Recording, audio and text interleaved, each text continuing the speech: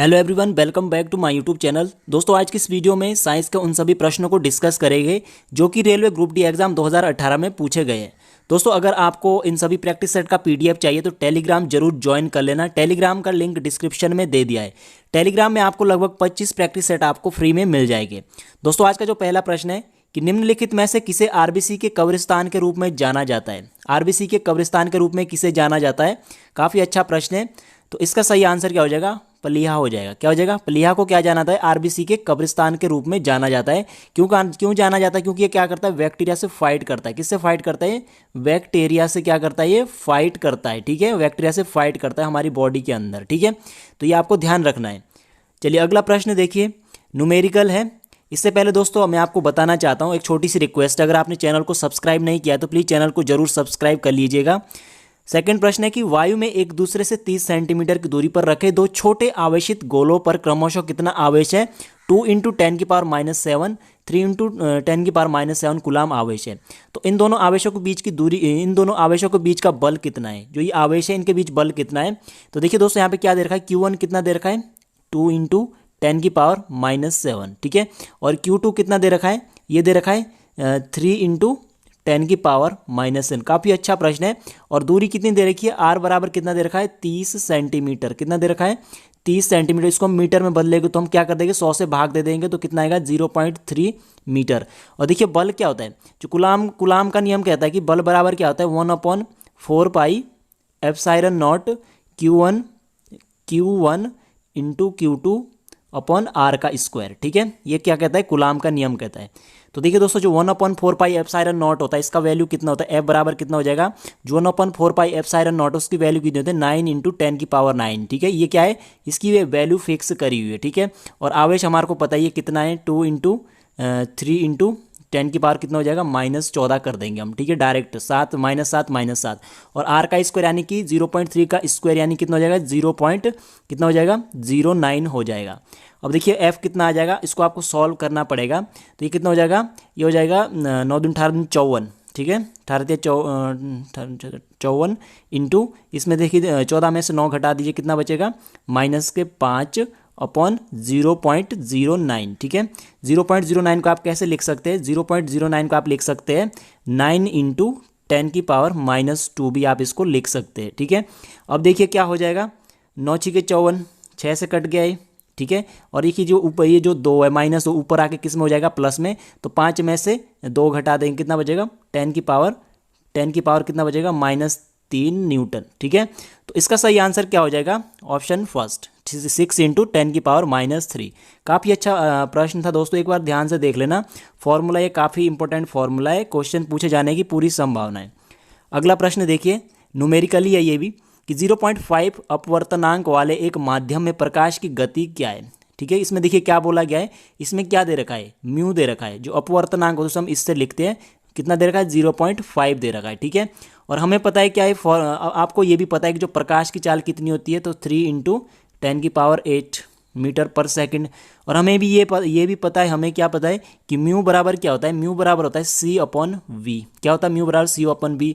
ठीक है, और हमें निकालना क्या है? हमें V निकालना है। तो V बराबर क्या हो जाएगा? C/μ हो जाएगा। ठीक है, C की वैल्यू कितनी है? 3 × 10⁸ ये आपको पता है। ठीक है, सभी को पता है। और म्यू कितना है? ये आपका 0.5 है। ठीक है, ये कटेगा कितनी बार? 6 बार कट जाएगा। ठीक है, और कितना बचेगा? 10⁸। ठीक है, तो ये क्या हो जाएगा? इसका आंसर हो जाएगा, कितना हो जाएगा आंसर? ये हो जाएगा आंसर 6 × 10⁸, 6 × 10⁸ मीटर पर सेकंड। ठीक है, मीटर पर सेकंड। काफ़ी अच्छा प्रश्न था, न्यूमेरिकल के लिए ये फॉर्मूला याद कर लेना। अगला प्रश्न है कि प्रिज्म के दो छोरों पर कौन से दो रंग होते हैं? यानी कि जब वर्ण विक्षेपण होता है, किसकी बात हो रही है? वर्ण विक्षेपण की बात हो रही है। ठीक है, जो वर्ण विक्षेपण होता है तो क्या होता है? प्रकाश का जो कलर होता है वो कितने 7 कलर में डिवाइड हो जाता है। ठीक है, 7 कलर में डिवाइड हो जाता है। ये देखिए यहाँ पे, तो दोस्तों इसमें बताया गया जो प्रकाश है ये, तो क्या होता है? 7 कलर में डिवाइड हो जाता है। तो दोनों छोर, यानी कि ऊपर कौन सा होता है? रेड। ऊपर कौन सा होता है? रेड होता है। और सबसे नीचे कौन सा होता है? ये होता है आपका वायलेट, यानी कि बैंगनी होता है। ठीक है, और जो रेड की जो तरंग दैर्ध्य होती है क्या सबसे ज़्यादा होती है, और वायलेट की क्या होती है? तरंग दैर्ध्य सबसे कम होती है। इसलिए रेड का कलर का यूज़ हम किस में करते हैं? खतरे के चिन्ह में भी करते हैं। ठीक है, अगला प्रश्न देखिए, क्वेश्चन नंबर 5, कि निम्न में से किसे हरित शैवाल भी कहा जाता है। काफ़ी इंपॉर्टेंट प्रश्न है, किसे हरित शैवाल भी कहा जाता है। तो दोस्तों इसका जो सही आंसर है वो क्या हो जाएगा, क्लोरोफाइसी। क्या कहा जाता है, किसको कहा जाता है, हरित शैवाल। क्लोरोफाइसी को क्या कहा जाता है, हरित शैवाल कहा जाता है। और दोस्तों जो ये है रीडियम पोफ्रीरिडियम, इसका जो ये भी क्या एक प्रकार का शैवाल है। इसका कलर कैसा होता है, रेड कलर होता है, ठीक है, ये भी आपको ध्यान रखना है। और जो ये फियोफाइसी है, इसका कलर कैसा होता है, ब्राउन कलर होता है, भूरे कलर का होता है। ये भी क्या है, एक प्रकार का शैवाल ही है, ठीक है, ये आपको पता होना चाहिए। अगला प्रश्न है क्वेश्चन नंबर 6 कि निम्नलिखित में से कौन सा ऊतक हड्डी को हड्डी से जोड़ता है। बायोलॉजी का प्रश्न है कि हड्डी को हड्डी से कौन जोड़ता है। तो इसका जो सही आंसर है वो क्या हो जाएगा, लिगामेंट। क्या हो जाएगा, लिगामेंट इसका सही आंसर हो जाएगा। काफ़ी अच्छा प्रश्न है, ध्यान देखना। इसमें क्या बोला गया, हड्डी को हड्डी से कौन जोड़ता है, लिगामेंट। और जो टेंडन होता है ये क्या करता है, हड्डी को किससे जोड़ता है, ये हड्डी को जोड़ता है मांसपेशियों से। किससे जोड़ता है, मांसपेशियों से हड्डियों को जोड़ता है। ये भी आपको पता होना चाहिए, ऐसे प्रश्न अक्सर पूछे जाते हैं। अगला प्रश्न है क्वेश्चन नंबर 7, न्यूमेरिकल है। तांबे के एक तार जिसका अनुप्रस्थ काट यानी ए कितना दे रखा है, 2 × 10⁻⁻6 मीटर है, में से 3.2 एम्पियर की धारा प्रवाहित होती है, ठीक है। तो तार में प्रवाहित धारा घनत्व का मान ज्ञात कीजिए। धारा घनत्व निकालना है। देखिए दोस्तों काफ़ी अच्छा प्रश्न है। इसमें कितना दे रखा है, 2 × 10⁻⁻6, ठीक है। और आई कितना दे रखा है, करंट दे रखा कितना, 3.2 एम्पियर। कुछ नहीं करना, बस एक फॉर्मूला याद करना है, धारा घनत्व जिसको हम जे से लिखते हैं, I/A, इतना कर देना। धारा घनत्व का फॉर्मूला याद कर लेना। अब देखिए आई का वैल्यू है 3.2 और ए कितना है, 2 × 10⁻⁻6, ठीक है। अब इसको आप जब भाग दे देंगे फटाफट से तो कितना आ जाएगा, ये कटेगा 1.6 × 10⁻6, क्योंकि माइनस है ऊपर चले जाएगा तो किस में हो जाएगा, प्लस में हो जाएगा, ठीक है, एम्पियर मीटर पर मीटर स्क्वायर, ठीक है। तो क्या हो जाएगा, इसका सही आंसर हो जाएगा 1.6 ampere 10⁻6 ampere per metre square, ठीक है। तो आपको इसमें ये फॉर्मूला याद करना है, जे बराबर I/A। काफ़ी अच्छा प्रश्न है। अगला प्रश्न देखिए क्वेश्चन नंबर 8, आंत में मौजूद सूक्ष्म जीव गट फ्लोरा। पहले तो हमें पता करना है जो गट फ्लोरा हो, आंत में एक सूक्ष्म जीव होता है गट फ्लोरा, ठीक है, याद रखना है। ये भी इससे भी क्वेश्चन पूछा जाता है कि उस सूक्ष्म जीव का नाम बताइए जो आंत में पाया जाता है। तो गट फ्लोरा द्वारा कौन से विटामिन का उत्पादन किया जाता है। गट फ्लोरा होता है जो आंत में पाया जाता है, उसके द्वारा कौन से विटामिन का उत्पादन होता है, विटामिन की का उत्पादन होता है। और जो विटामिन पी जो के है, इसका जो रासायनिक नाम या वैज्ञानिक नाम हो क्या है, फाइलोक्विनोन। क्या है, ध्यान देना, फाइलोक्विनोन, ये भी आपको पता होना चाहिए, ठीक है, कभी कभी पूछ ले जाते हैं। और इसका जो अगर इसकी कमी से क्या हो जाता है, रक्त का थक्का नहीं बनता, रक्त का थक्का, ठीक है। यदि इसकी कमी हो जाती किसी में तो क्या नहीं बनता, रक्त का थक्का नहीं बनता। क्या नहीं बनता, नहीं बनता, ठीक है, ये भी आपको पता होना चाहिए। अगला प्रश्न देखिए, यदि हीटर की तार के माध्यम से बहने वाली धारा दुगनी हो तो उत्पादित होने वाली ऊष्मा कितनी होगी। काफ़ी अच्छा प्रश्न है, आपको पता होना चाहिए। मान लीजिए इसको कैसे समझते हैं, आपको ये फॉर्मूला पता होना चाहिए कि आई बराबर क्या होता है, I²RT। न्यूमेरिकल की दृष्टि से काफ़ी महत्वपूर्ण प्रश्न है।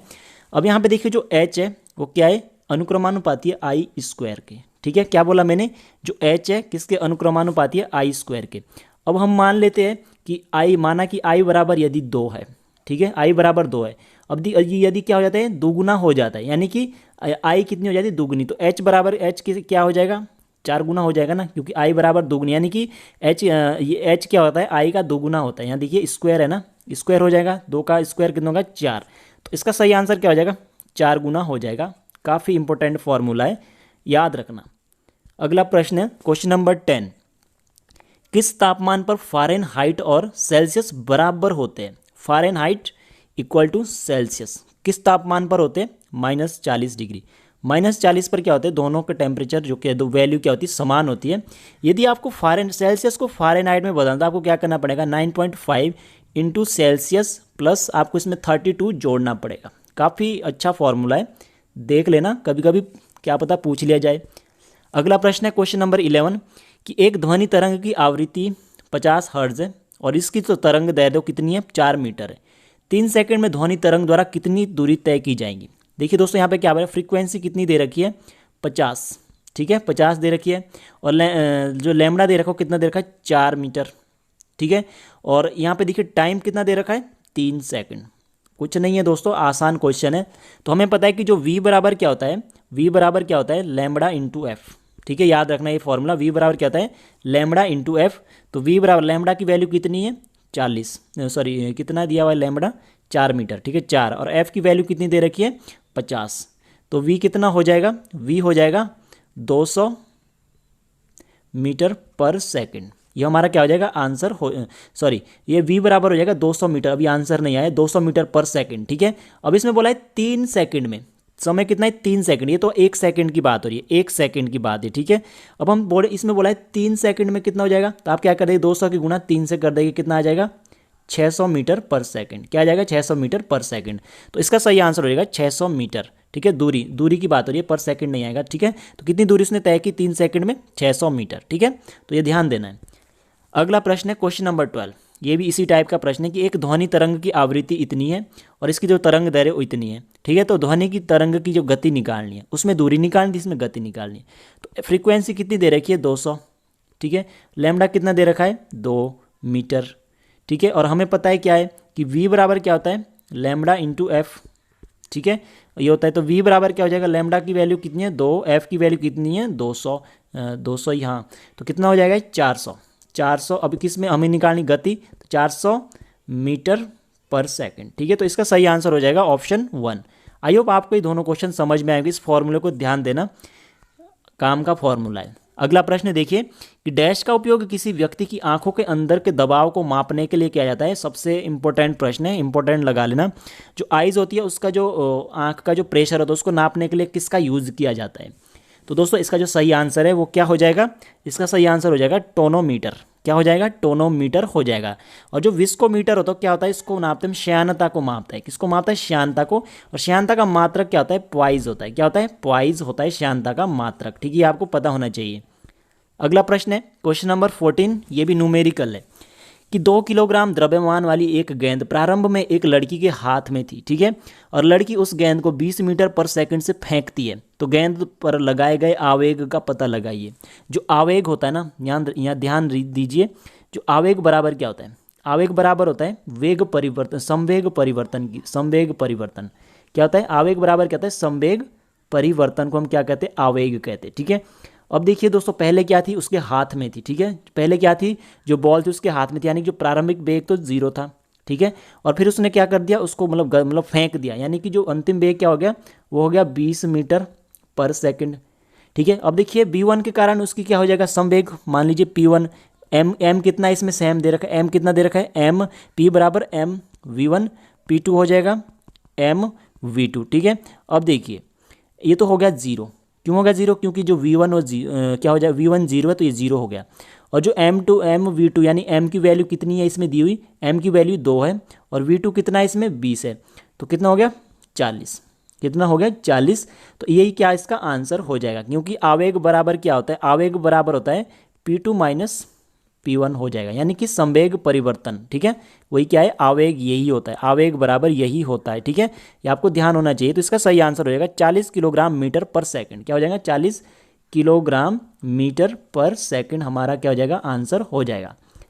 अगला प्रश्न है क्वेश्चन नंबर 15 कि सोलर कुकर में किस प्रकार के दर्पणों का उपयोग एक बिंदु पर सूर्य की अवरक्त किरणों पर ध्यान केंद्रित करने के लिए किया जाता है। दोस्तों देखिए मान लीजिए सोलर कुकर है जिसमें हम खाना वगैरह बनाते हैं, ये सन है, तो क्या हो जाएगा तो खाना उतना ही जल्दी पकेगा यदि क्या होगा, यदि सूर्य की किरणें क्या होंगी एक जगह आएंगी। ठीक है, जब क्या होगा तो इसके लिए क्या यूज़ किया जाता है, इसमें यूज़ किया जाता है अवतल दर्पण का यूज़ किया जाता है। ये अवतल दर्पण क्या करता है, जो सन रे होती है ना, सूर्य होता है, ये सन है, तो इसकी किरणों को क्या कर देता है एक जगह इकट्ठी कर देता है, यानी कि एक जगह ही क्या करता है इनको एक जगह इकट्ठी कर देता है, जिससे क्या होता है जब सारी किरणें एक जगह इकट्ठी हो जाएंगी तो क्या हो जाएगा वहाँ पे टेम्परेचर बढ़ जाएगा, उसमें क्या होगी ऊष्मा क्या होगी, ऊष्मा के कारण क्या हो जाएगा जो खाना होगा वो बन पाएगा। ठीक है, तो इसमें अवतल दर्पण का ही इसमें यूज़ किया जाता है। ठीक है, आपको ध्यान रखना है। अगला प्रश्न है क्वेश्चन नंबर 16 कि निम्नलिखित में से किस यौगिक का उपयोग कांच को भूरा रंग देने के लिए किया जाता है। कांच को भूरा रंग देने के लिए किस यौगिक का यूज किया जाता है, काफ़ी अच्छा प्रश्न है। तो इसका जो सही आंसर है वो क्या हो जाएगा, इसका आंसर हो जाएगा आयरन ऑक्साइड। क्या हो जाएगा आयरन ऑक्साइड। ठीक है, इसका फॉर्मूला है आयरन ऑक्साइड Fe2O3। ये क्या है आयरन ऑक्साइड का यूज़ किया जाता है किसमें, कांच को भूरा रंग देने के लिए। ठीक है, ये आपको ध्यान रखना है, इंपॉर्टेंट प्रश्न है।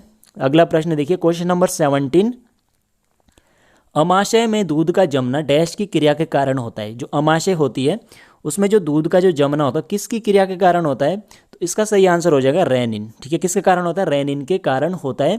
और मैं आपको बता देता हूँ, जो पेप्सिन होता है ये क्या करता है, ये प्रोटीन को पचाता है, यानी कि जो प्रोटीन होता है उसको पचाता है। भोजन में जो प्रोटीन होता है, प्रोटीन, तो उसको क्या करता है, पचाता है। ठीक है, भोजन में। ठीक है, ये भी आपको पता होना चाहिए, प्रश्न पूछा जाता है, कभी कभी पूछ लिया जाता है कि जो प्रोटीन, भोजन में जो प्रोटीन का पाचन हो किसके द्वारा होता है, पेप्सिन के द्वारा। और जो HCl होता है ये क्या होता है, पाचक एसिड होता है। क्या होता है, हमारे पेट में ही पाया जाता है, पाचक एसिड होता है।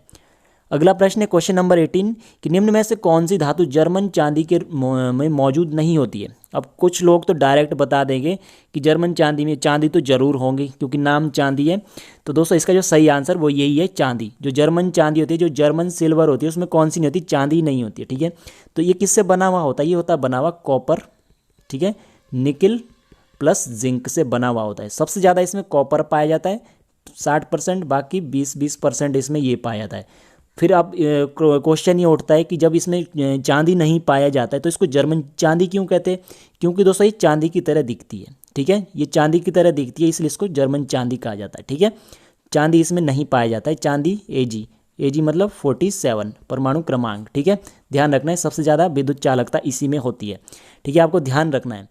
अगला प्रश्न है क्वेश्चन नंबर 19 कि एक तैराक के लिए सादे पानी की तुलना में समुद्र के पानी तैरना आसान होता है, क्योंकि मानी कि जो सादा पानी होता है उसकी अपेक्षा किस में तैरना आसान होता है, क्यों होता है, समुद्र के पानी में तैरना आसान होता है, क्यों होता है, इसका सही आंसर है ऑप्शन थर्ड।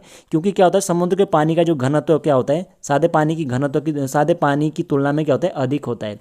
जो डी होती है वो क्या होती है, अधिक होती है किसकी, जो वाटर ऑफ सी है, यानी सी वाटर की जो डेंसिटी होती है क्या होती है, अधिक होती है किससे, सादे पानी से, इसलिए क्या होता है, आसानी से तैर सकता है। ठीक है, अगला प्रश्न देखिए कि आधुनिक आवर्त सारणी में आवर्त लेंथेनाइड और एक्टिनाइड होते हैं, यानी कि किस आवर्त में लेंथेनाइड है और किस आवर्त में एक्टिनाइड है। तो जो लेंथेनाइड है वो 6 में, लेंथेनाइड किस में, 6 में, और एक्टिनाइड किस में, 7 में। ठीक है, इनको क्या बोलते हैं, एफ ब्लॉक एलिमेंट कहते हैं, BLO। ठीक है, एफ ब्लॉक एलिमेंट इनको कहते हैं।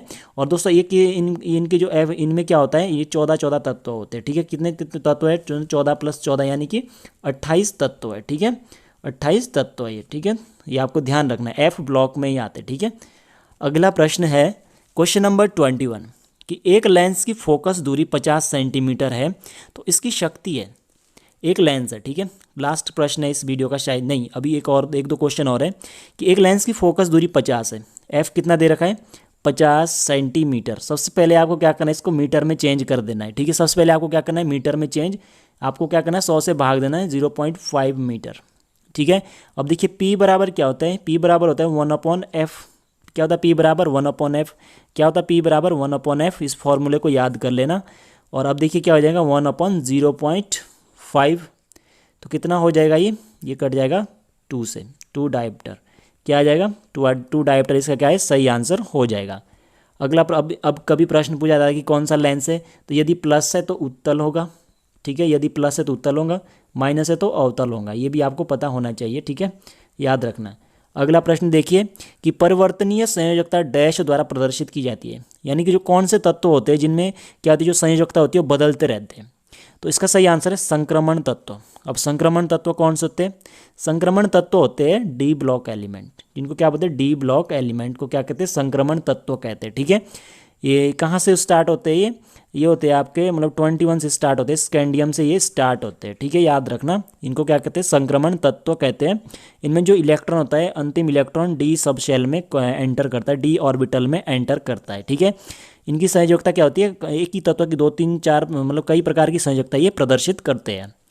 ठीक है, मैग्नीज है जो सबसे ज़्यादा संक्रमण तत्व में सबसे ज़्यादा जो संयोजकता परिवर्तन होता है इसी में होता है। ठीक है, आपको याद रखना। जो क्षारीय तत्व होते हैं कौन से होते हैं, एस ब्लॉक, या जो एस ब्लॉक एलिमेंट होते हैं उनको क्या कहते हैं, क्षारीय तत्व कहते हैं। अगला प्रश्न है क्वेश्चन नंबर 23, लास्ट क्वेश्चन है कि डैश कोशिका विभाजन को बढ़ावा देता है, कौन कोशिका विभाजन को बढ़ावा देता है, तो इसका आंसर बताइए। काफ़ी अच्छा प्रश्न है। तो दोस्तों इसका सही आंसर है वो क्या है, साइटोकाइनिन। साइटोकाइनिन क्या करता है, कोशिका विभाजन को बढ़ावा देता है, ठीक है। और जो ऑक्सीन होता है, जो ऑक्सीन होता है क्या करता है, कोशिका वृद्धि क्या करता है, सेल जो सेल होती है उनकी क्या करता है, वृद्धि करता है, ठीक है। पौधों की बात हो रही है, प्लांट्स में पाई जाती है, ये आपको ध्यान रखना है। और जो ये गिबरेलिंस होता है ये क्या करता है, ये करता है आपके पौधे के तनों को बढ़ाता है, तनों का विकास करता है, तनों का विकास, ठीक है। यही करता है, कौन करता है, गिबरेलिन, ठीक है।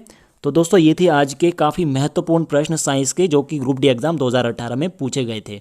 पीडीएफ चाहिए तो टेलीग्राम जरूर ज्वाइन कर लेना।